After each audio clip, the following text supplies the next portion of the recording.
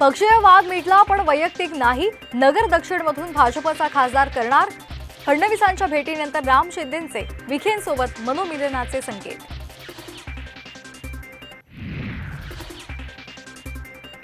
बारामती मतदारसंघावरून हर्षवर्धन पाटील आणि फडणवीसांमध्ये बैठक। वाद विसरून महायुतीच्या उमेदवारासाठी काम करण्याच्या फडणवीसांच्या हर्षवर्धन पाटलांना सूचना। सूत्रांची माहिती। भाजपची तिसरी यादी जाहीर। सोलापूरमधून राम सातपुते, गडचिरोलीमधून अशोक नेते, गोंदिया आणि भंडारामधून सुनील मेंढे यांना उमेदवारी, तर हिमाचल प्रदेशमधून कंगना रनौत निवडणुकीच्या रिंगणात।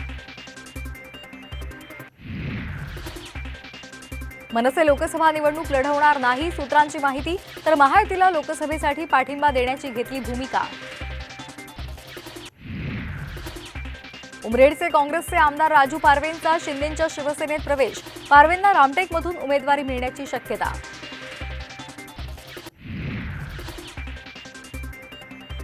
महादेव जानकरांनी वर्षा बंगल्यावर घेतली शिंदे, फडणवीस आणि अजित पवार यांची भेट। महायुतीमध्येच राहणार असल्याचं स्पष्टीकरण। रासपला राष्ट्रवादीच्या कोट्यातून परभणीची जागा देण्याचा निर्णय।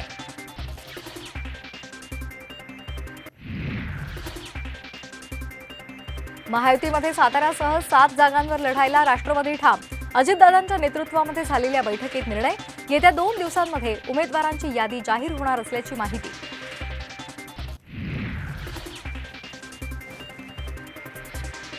अमरावती पुरतं युतीमधून बाहेर पडू पण राणांविरोधात उमेदवार देणार।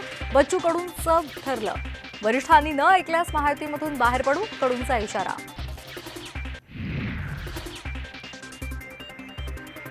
विंचू अनेकांना डसला। महादेवाच्या पिंडीवर मोदींकडे जाऊन बसला। शिवतारेंचा अजित पवारांवर हल्लाबोल, तर शिवतारे विषारी प्रवृत्तीचे नांगी ठेचण्याची वेळ आली। मिटकरींचा इशारा। मुंबईसह देशभरात धुळवडीचा उत्साह, रंगांची उधळण, डीजेच्या तालावर तरुणाईंचा जल्लोष।